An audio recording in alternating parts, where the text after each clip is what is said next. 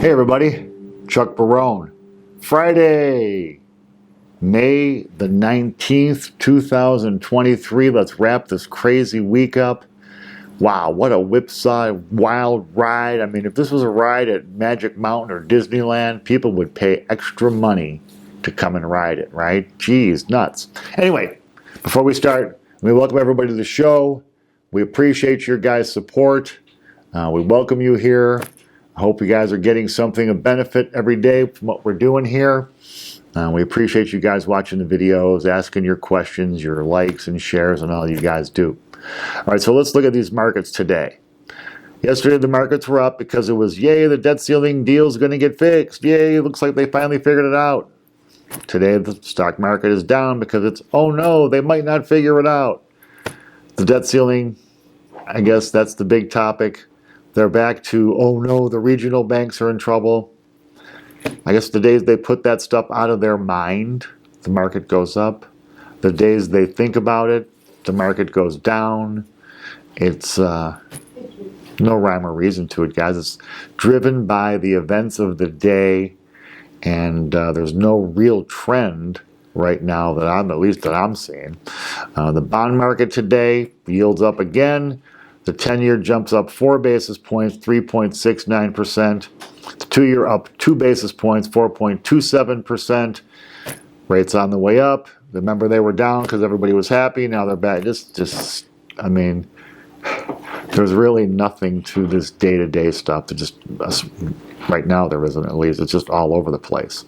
The dollar today down small, but still showing strong.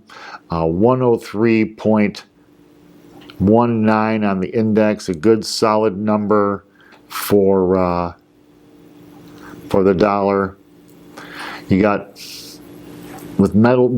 the dollar down a little bit. You had a little bit of a bump today in precious metals with gold and silver both rising. Gold jumps $20. Nice, $1,977.60. Silver up 34 cents, $23.83. Nice solid numbers for gold and silver. As I was telling you guys, I think they got a ways to go to the upside still, but nice to see them staying strong in this market, especially with all this crazy uncertainty. Oil today down small, down 31 cents per barrel, $71.55 for West Texas Intermediate, still in the trough between 70 and 75, nothing happening. Bitcoin up today, small, $90, 26,856. Bitcoin just hanging in there. Nothing really new here either. Just looks like it's trending down a little bit, but I still think this is a pretty strong number coming up from the bottom. So we'll see where it goes here, but no news that I've seen that really should be moving Bitcoin up or down. News you guys need today, an interesting day, guys. What a weird finish to this week. You know, we had the craziest week, right? So today, the big news of the day, you got Powell and all of his friends at the Federal Reserve out today wreaking havoc, confusing the crap out of everybody, sending mixed messages, of course looking important and official and everything. But so Powell, of course, he's the main person everybody's looking to. I call him Saint Jerome because this guy pulls off miracles all the time with creating liquidity and some of the other tricks that the Federal Reserve does. He's out today. Now, he's had a very steady tone, right? He's kind of really telegraphed, if not outright told us pretty much what was coming. He's been pretty consistently bearish as far as inflation and what the Fed would need to do to win the inflation fight. Now today he comes out and basically, I wouldn't call it exactly a complete about face, but certainly taking a much more dovish tone, saying that rates may not have to go as high as much as they previously thought. He said that the turmoil in the banking industry would tighten credit conditions, which would then weigh on growth, hiring, and inflation. You know, those are the three things that Fed's been targeting. You know We've been telling you guys they want to bring this recession on. It looks like they're going to have their way sooner or later. We'll see. We've kind of had several false alarms toward recession here. But basically, turmoil in the banking industry will serve as a de facto rate hikes. As I reported yesterday, they estimate, Bank of America analyst said it would be essentially like raising another quarter point. I'll believe that when I see it. But very interesting change in tone from Powell today. Then you got the New York Fed governor, or the Fed president. Now, the New York Fed is probably the most significant of the Fed banks. The Fed governor of the New York Bank typically is one of the most powerful Fed governors. A lot of times the next de facto chairman. Anyway, this yo-yo coming out today. Now let's check this tone, okay?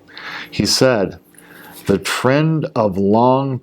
long-term trend of lower interest rates will remain, in spite of inflation and increases already from the Fed. He said, this is quote now, no evidence that the era of very low interest rates or natural rates of inflation has ended. Really? No evidence? Interesting take on a Fed governor, also sounding extremely dovish. So what do you think, guys? Is it really that this inflation fight is over? I don't believe that it is. But it certainly sounds like some of the higher ups at the Federal Reserve believe that it might be. Believe that maybe this, I think we're probably going to get this pause now. We'll see what happens with the data, because the market could change so quickly. But it looks like this pause, this is what I guess that would be the signals I would take from what these two knuckleheads are saying, right? But now on the other hand, you got, a whole bunch of other Fed governors, Fed presidents, talking about pretty bearish about inflation. You had Fed president from Dallas Bank, Lori Logan. She said that halting rate hikes is not justified. So obviously, believing that because the rate of inflation is still at 5% pretty much, more than double their target. Apparently, the Dallas Fed president feels like they should be continuing to increase rates. So it won't be long, you're going to have a division in the Fed. Some people, obviously more dovish, want to slow things down. I haven't heard too many people talking cuts, but it's for sure pause. Other Fed governors believe in the inflation fight isn't finished, talking about more hikes. Well, we'll see who ends up winning the tug-of-war there. Just interesting to see how the market didn't really react much to any of this, which was a surprise. Because usually the Fed governor coming out talking, and especially changing tone like that, you would see a pretty significant change reflected in the market. Didn't today, which I thought was curious. Other news today. Well, we got consumer debt jumping to new records, $17.05 trillion. Now, that's not all credit cards. Okay, that's mortgages, car loans, student loans, credit cards, consumer debt. $17 trillion. Credit cards. Now, this is the end of the first quarter, so this is the end of March, okay? Credit card balances jumped to $986 billion. So the United States consumer collectively owing $986 billion on credit cards. Jesus, guys, what's the interest on that? At about 20% annually, right? By now, because this is a number from the end of March, here we are today, May 19th, Probably over $1 trillion by now. Credit card use jumping up like crazy. You know, balances on credit cards up, average up 20% from last year. So people that had no debt carrying a lot more. People that had debt carrying a lot more. Debt, debt, debt. That's the game. That's where they want you to be. That's where they're pushing everybody. That's the trap. That's bondage, man.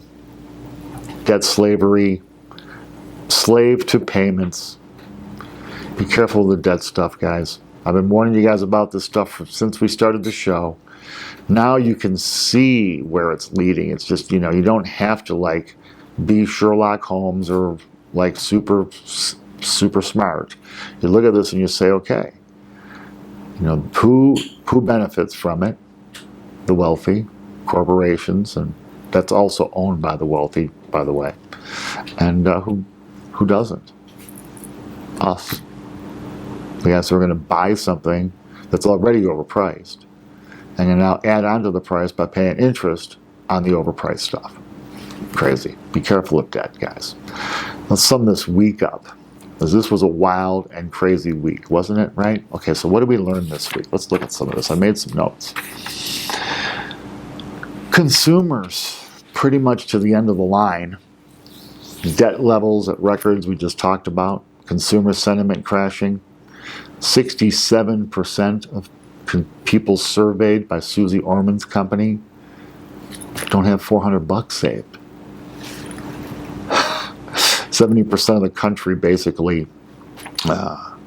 flat broke. Credit cards up 20% from a year ago. Now remember, this situation that we just talked about, crashing record debt, consumer sentiment, discouraged, unhappy, angry, that's 70% of the economy. Okay, so that's pretty interesting, right? We had the big gold merger, which went by very quietly. Newmont, $17.4 billion. Going to be double the size, just on gold alone, double the size of their next nearest competitor. We saw real estate numbers come in, everything looking shaky. Stock market shaky. Bond market shaky. Everything whipsawing all over the place. We found out, this was interesting, we talked about the U.S. Treasury going to have to borrow $1 trillion by the end of the third quarter. So between now and the end of September, the Treasury has to borrow $1 trillion. Talking about a liquidity squeeze, liquidity crisis. We saw unemployment still strong. Employment looking good. We saw debt, though, up, despair up, everybody unhappy. It was an interesting week, man. It really was. The market really not gaining or losing much. Not much of a change in spite of all this tumult, or maybe as a result of it. Anyway, guys, that's it for the week. Have a super awesome weekend. Relax. Let's get away from the crazy. We'll be back Monday with plenty more of that. Lots of big stuff coming as we wind down the month of May. Of course, we're going to be here to bring you guys the news you need.